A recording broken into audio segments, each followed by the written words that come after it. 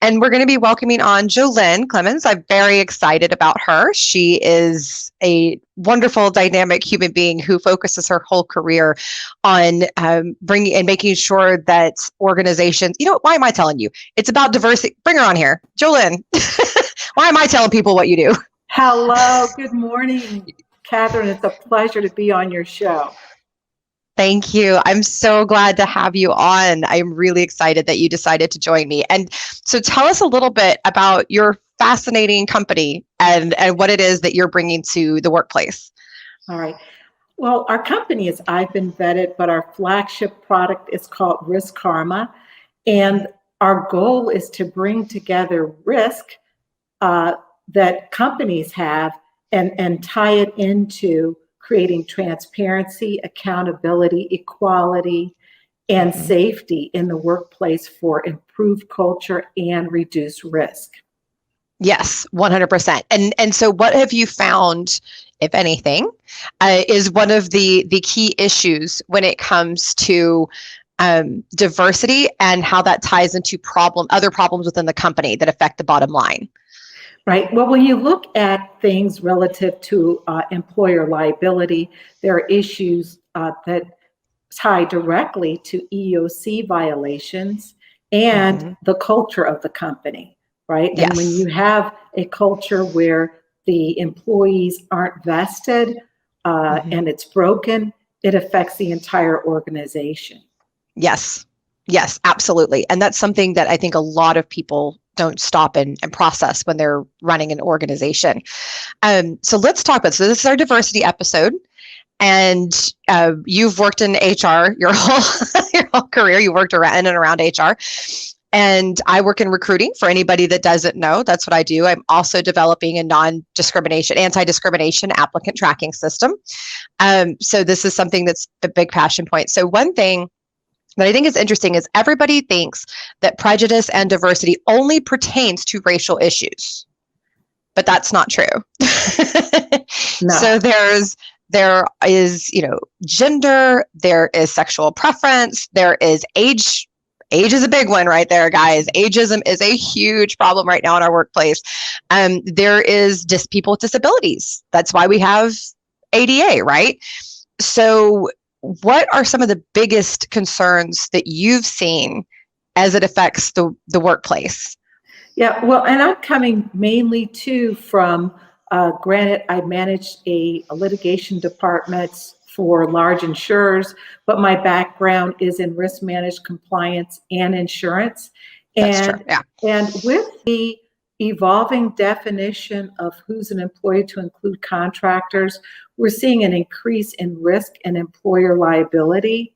And one of the ways, too, that our platform helps companies to measure, track, and change those issues through real-time data insights.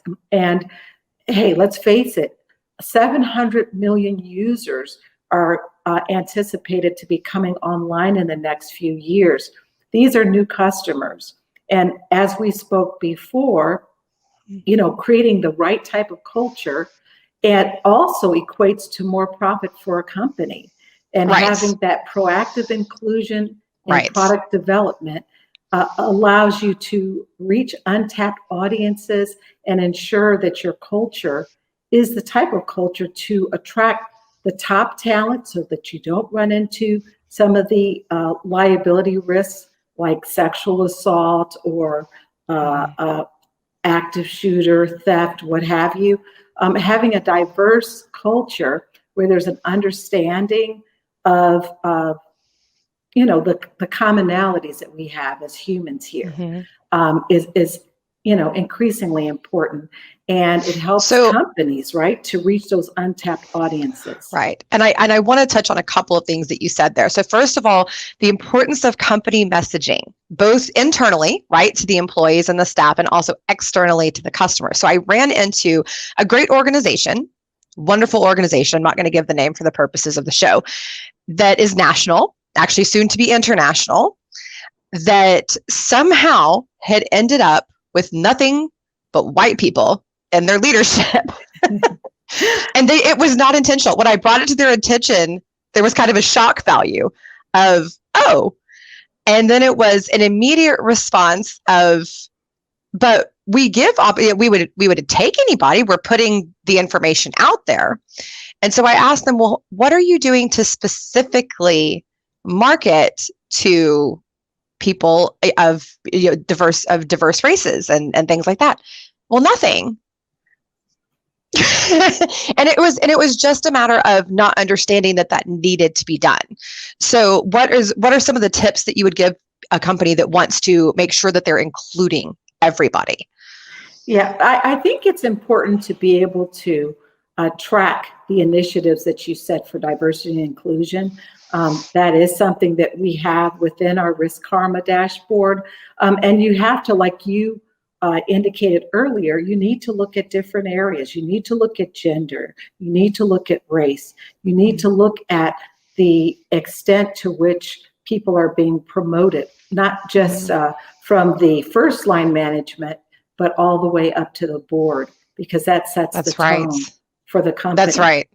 And so, yeah. Yes, 100%. And I want to know, so you were talking about the stats and all of that. So I did a lot of research before the show, and there were a few things that really stuck out to me, a few numbers that just really stuck out to me. So I'm going to read them to you, and I want to kind of get your response to them. So in the United States, Caucasian people make up around 60%. People that are only Caucasian, nothing else, make up about 60% of our population. White males make up about 37.3% of our workforce. That's according to the Bureau of Labor and Statistics, okay? Then, according to Deloitte, women, while they make up 41% of management, only make up 7.4% of executives. Mm-hmm. Whoa. Yeah. That is a huge disparity. And so women are being promoted up to management, but not with any real power within the company, right? It kind of seems to stop. And the same thing is true of minorities, which have an even more horrible disparity. So they make up approximately, where is it? They make up about 40 some odd percent of our workforce, and yet have 3.2% of executives in place. Right. And as of 2 years ago, only 30% of Fortune 500 board seats, so all the board members, this is over 5,000 board members, okay? Only 36% of them were either female or minority. That is so small. That is so small.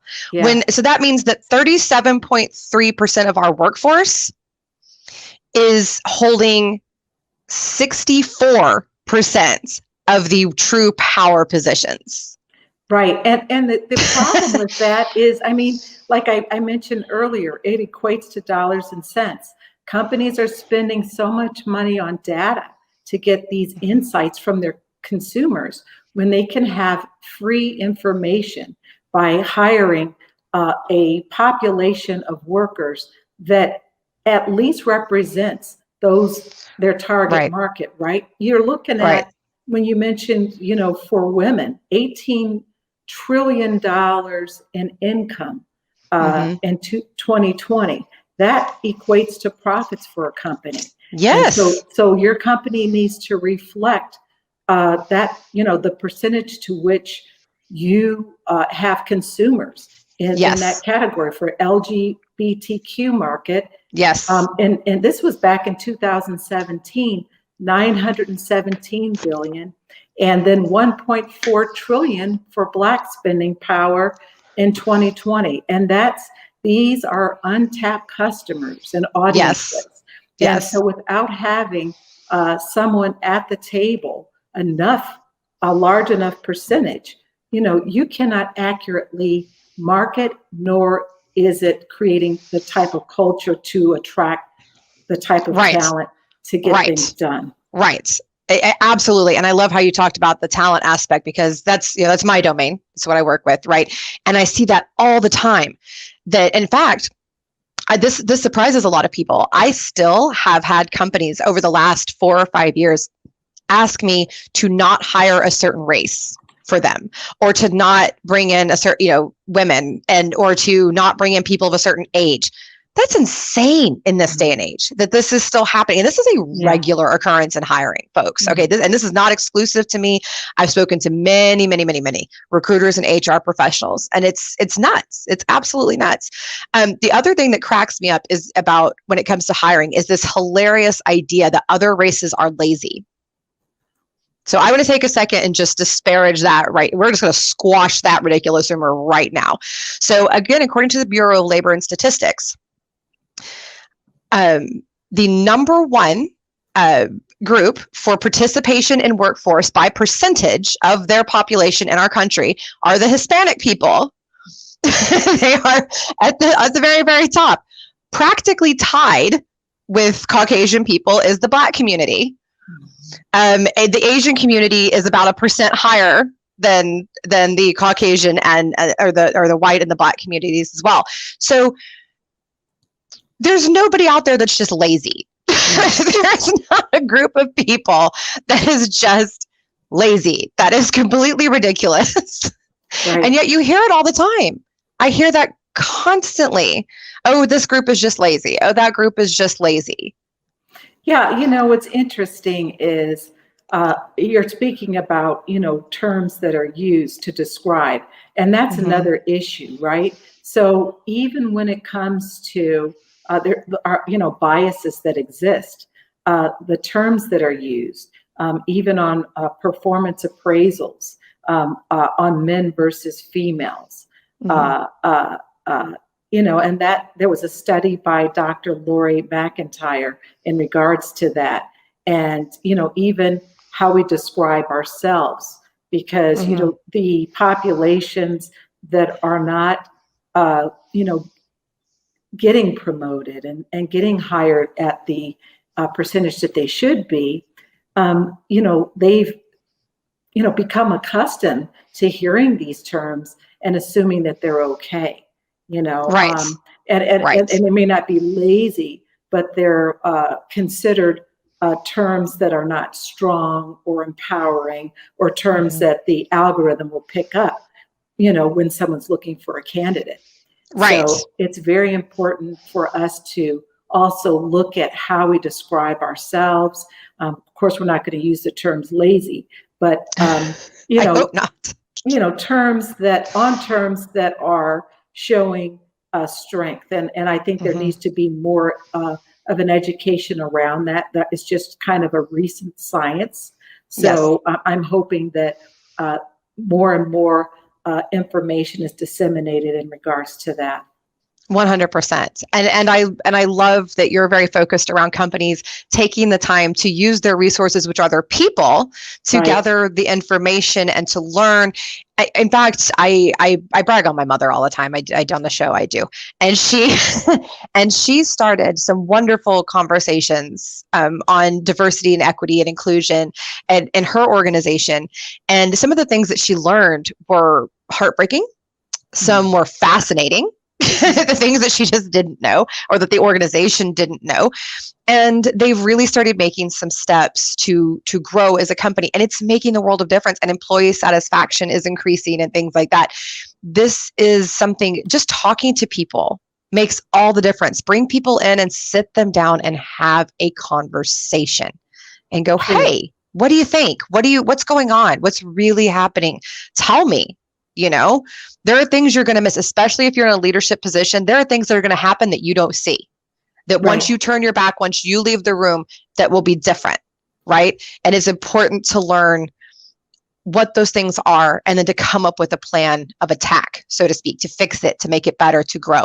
So as people are doing this, as people are having these conversations and things like that, when it comes to utilizing data, because that's one of your strong points, is utilizing data, what is the best way to take that data and create an action from it? It's important first to properly track the data and share it.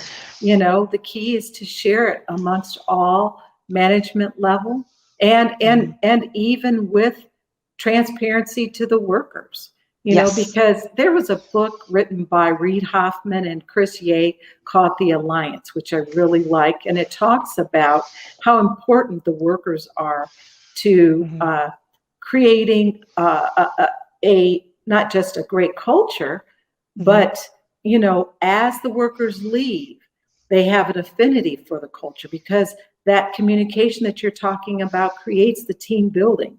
And a lot of that involves accountability and transparency. So Yes. involving the workers in the culture and having them have a vested interest in creating the culture that's comfortable for them.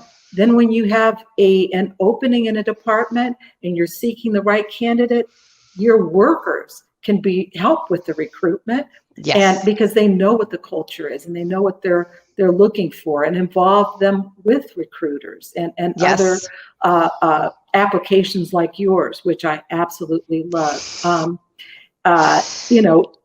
Help to assist and improve the company and help it, remain competitive. 100%. Yes. And so there you go, folks. Listen to other people.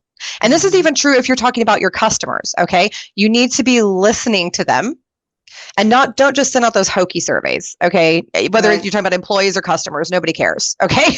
Do things that create real conversation and generate real results. Those are the things you're looking for. So real quick, before we move on to our next guest, Jillian, I wanted to I want to ask this of everybody. Have you yourself in the workplace ever been the recipient of discrimination?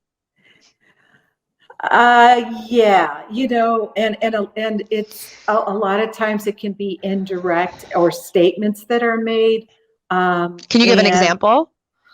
Unfortunately, I can say this, that I was working at a company and I heard a regional vice president say to a fellow employee that happened to be an attorney, African-American attorney, stellar employee. He asked him, how was your day? How was your week? And he said something. I didn't hear his response, but I heard this regional vice president say, but it's better than picking cotton.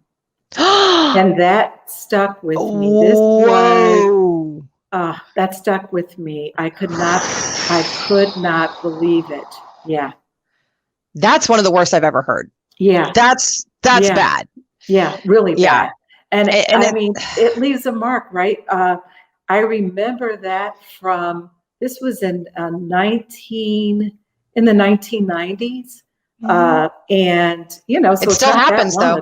Yeah. No. Yeah. And it still happens. People, I mean, I've heard other things, not quite that bad, but I've heard a lot of other things like that just drop your jaw and you're going, really, in this day and age, this is still happening? And it was a company that I admired, and I was just totally surprised. But once again, it's a culture thing. So, right. Yes. And if you have your other workers, and this was in an open cubicle area where everyone heard. So that set the tone for the office in how others could be treated. 100%. And that is something that I have seen over and over and over again. You disrespect the one, and it is like a virus and it just trickles down. So that's one thing I've imparted on several of my clients is it doesn't matter if it's just one person, okay, which is bad enough. It will affect every other person in the office. And with that, Jolynn, thank you so much for coming and for your contributions. Thank you. I really appreciate it. Thank you. Have a wonderful rest of the day. You too. Thank you. Thank you.